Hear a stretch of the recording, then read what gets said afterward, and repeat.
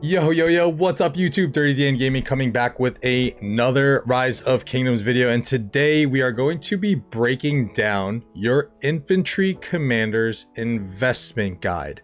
So we are going to touch on who is a priority commander as you are getting your account started in your brand new kingdom, going all the way up to Season of Conquest. Remember, that is the premise on this channel, is really gearing you up for Season of Conquest gameplay and making sure you're making the right decisions for your commanders. Not only are we going to tell you also if they are worth the investment, we're going to give you the minimum investments so that way we can help out our fellow free-to-play and low spending players. So without further ado, let's jump into the Infantry Commander Investment Guide. Way that you should invest into your commanders if you do plan on being an infantry based player, and then also what their minimum investments are, because more is better, right? And this is actually a little bit of a change from what I initially had when I started this account. I was really going for more of like a min-max approach. Like I was literally had the thought in my head, if you're not maxing a commander, then you're doing it wrong. However, upon the past like 75 days or so, I have even realized the value of semi-invested in commanders, because there are some of those commanders that are very, very good and viable in the open field with a minimum investment. So we are going to check those commanders out right now, starting with our man Richard the First. He is going to be the very first Wheel of Fortune commander that you get in your kingdom. Now, Richard is a very good commander. Don't get me wrong, he's going to serve you very well through KVK 1 through 3. He's a very solid canyon commander. You can even use him in garrison situations for Ark of Osiris. Please note, do not use Richard in garrison situations during KVKs because it just never ends up well. Now, I actually have a max Richard on my sub account. That is the account that I started when I was in 1179. So Richard on that sub account is maxed. He's pretty good. He's super tanky. The trades are decent, but honestly, when I started this account, I only made him 5511, and I'm pretty happy with that. He gives me all the utilities that I'm really looking for when I'm trying to get someone to serve as a support march. So you can run Richard with Ethelfled, Richard with Joan. You can even then go and try and do like sneak nuking tactics by running a Richard YSG, just simply because people aren't really targeting Richard in the fields all that often, because he's not really doing too much damage to you. He has a little bit of a debuff in his first skill of damage reduction, but it's only for 2 seconds, so it really isn't all that much.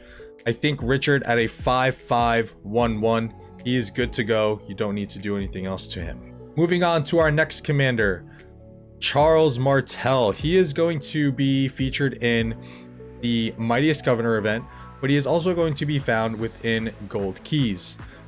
Now, I made a video of commanders to not invest in, and I'll leave that card up in the top, because there's 3 commanders in the very early stages of the game that you get through Mightiest Governor.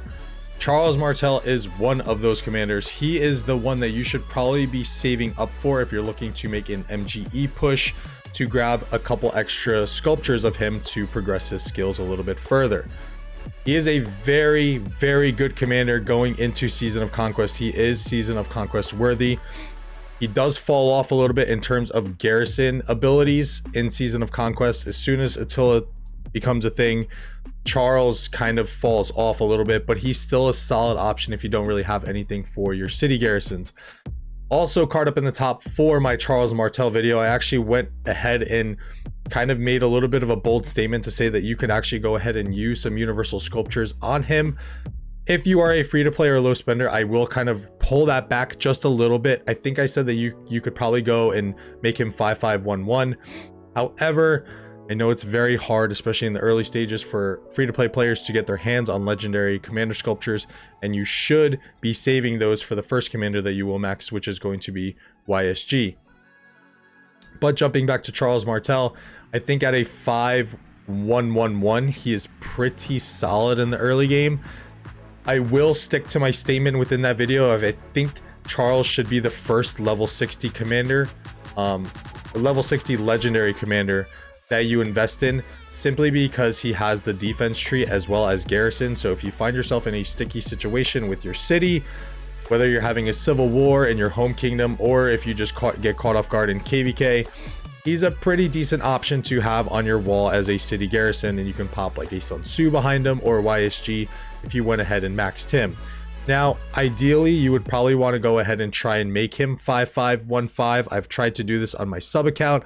I used probably all of my skill resets on him, and I had no luck, and I think he's sitting at like a 5542, but that's pretty good. I think you're still in good shape. Even at a 5511, you're still solid, because you're getting a nice bit of tankiness here, which is going to be 15% increased defense and 15% increased health. The 20% increased march speed is coming from the expertise. So a 5511 Charles is pretty nice. 5515 Charles is pretty much perfect, you know, unless you're trying to get a little bit greedy and get some of that march speed.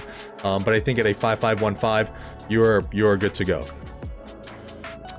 Moving on to our next infantry commander that you will find featured in the Wheel of Fortune is going to be Alexander the Great. He is probably one of the top, I would say he's definitely fallen off of the top 3 infantry commanders, but early game he is so good. He is the rally meta in KVK2. You're still going to be rallying with him in KVK3 because you don't have access to the Season of Conquest commanders, and he's just so damn versatile. In my KVK2, I actually paired Genghis Khan up with Alexander because of this second skill that I love very much, that you are immune to all damage reduction debuffs, which in those first few KVKs, when you have a bunch of Richards running around, you don't want to get your damage reduced. I mean, you just don't want to be debuffed in general. So I found that treated me very well, but he is a very versatile commander for the simple fact that only one of his skills is going to pertain to only infantry units. Now, with that being said, I do think that Alexander should be maxed. So after you max YSG, if you are an infantry player, or, well, Dan, I'm an infantry player. Why am I maxing YSG? It's just because YSG is so versatile and you can put him with literally anybody, just because of the huge amount of skill damage that you're going to get. And on top of that, the ability to chain barbs a little bit easier, which free-to-plays really need to kind of take advantage, because free-to-plays need to do those grinding aspects of the game. Now, going back to Alexander the Great, the expertise is just way too good to pass up. 30% increased damage for 4 seconds for the target that you were hitting, as well as an additional 2 random enemy troops within his huge AoE that he pops up. He's a dynamite commander. You can see here that I still haven't yet to max him, but I am a full-on Cav main, but he will be maxed eventually because you do get access to him within the daily bundles. Speaking of daily bundles too, if you are a mid to high spender and you missed out on some of the MGEs and your Charles Martel just isn't quite progressed that far, with the daily bundles, I would say definitely start working on Charles Martel. That is one thing that I did after I was done doing the double C daily bundles, but now you have the luxury of not having to max double C first to get access to those chests, which is how it was back in the day. Now simply he will pop up at a certain point, and if you're following the channel, as we do our jumper project, we will have the timeline of those release dates for you guys. So again, if you are a mid to a high spender, or even if you're a low spender just looking to, you know, boost up your commanders a little bit, definitely go after those daily chests for Charles Martel. Next commander that you will get in your KVK 1 through 3 is going to be Constantine. He's actually going to appear in your KVK 2 through the Mightiest Governor event. He's going to be the very first infantry support commander that you are going to obtain, and he's also a garrison option. And to be honest, in KVK 2 and 3, I would probably say Charles and Constantine is pretty meta. You could be cheeky and, you know, swap in YSG when there's, you know, troops around you, but I just feel like that combination, especially in our KVK2, was super tanky, and it was really kind of hard to take those guys down. Now, if you're looking at a open field perspective, and then for an investment standpoint, 5511, he's good to go. All right, and again, I have videos for all of these commanders to break down for you guys as well. But 5511 Constantine is good to go. Look, even if you're a mid to high spender, I wouldn't waste the extra sculptures on Constantine, just because he does have a pretty steep fall off as soon as you hit Season of Conquest. He's not really a viable garrison option for you anymore. He really is just more of that utility support commander that you can use in the field and in Canyon, which he is absolutely dynamite in. He is a sure MVP for any Canyon lineup, and this is kind of why I struggle with modes such as Canyon as well as Golden Kingdom, because I just don't have the Constantine yet. But we are probably most likely migrating back to KVK2, and I will probably end up making this guy 5511 because the investment is so cheap. I think at a 5511 the investment is, I think, 90 sculptures, if I'm not mistaken. I'll correct myself right over here, I guess. I'll do the math for you guys. Moving on to now, we're getting into our Season of Conquest commanders. So these are going to be commanders that are going to be featured on both Wheel of Fortunes and Mightiest Governors as soon as you're done with your third KVK, which is roughly about, I want to say, close to a year of gameplay. I know Lilith has shortened some of the KVKs and shortened the time in between KVKs. So again, as we progress through the jumpers and the newer timeline of the kingdoms, we will have more accurate data for you guys. But these commanders do appear after your third KVK. Literally, as soon as you're done and back in home kingdom and that KVK is over, you will have access to these guys within the Wheels and Mightiest Governors. So the first commander that we're going to discuss is going to be Guan Yu. What a beast. What an absolute beast. This guy is probably the best open field commander for infantry right now. He just does so much damage. He's giving you an area of effect silence, which is hitting multiple targets. It's just really hard to ignore investing into Guan Yu. If you can be so lucky and get him to a 5115, then you are good to go. You don't need to worry about this expertise skill. Don't need to worry about this skill, which is only pertains to attacking cities and strongholds. Guan Yu is not rally meta anymore within Season of Conquest. He is a pure open field monster. He's going to help your Canyon teams. He is also going to help in Ark of Osiris as well. So again, Guan Yu, definitely a must-have commander for any infantry main. The really nice thing about him is that if you have worked on and invested in YSG and Alex, then you are going to be able to pair Guan Yu right up with that Alexander, and it's going to free up your YSG to put with whoever else, whether that be Charles, whether that be Richard. Get playful with it and experiment. Next commander is going to be Mr. Leonidas. This guy is pretty much the jelly to Guan Yu's peanut butter. These, in my opinion, these guys should not be separated. If you're looking for that really nice minimum investment commander, Leonidas is one of those guys. On my sub account, I'm running a Guan Yu when I can play Ark of Osiris because we're in KVK2 right now. But I'm running a Guan Yu. I think he's like 5'2", 3', 4 or something like that. Still needs a little bit of work. I didn't get quite lucky, but Leonidas is very easy to make 5511. With Leonidas as a 5511, you have a very, very, very solid infantry march now that's going to do a pretty nice deal of damage, and it's going to have that tankiness that Guan Yu needs by getting this health bonus here and then the defense bonus from his second skill. If you wanted to push the envelope a little bit more and try and get lucky, you could shoot for a 5515 build on Leonidas, but again, take all of those, you know, recommendations with a grain of salt, because you really are kind of gambling with your universal sculptures.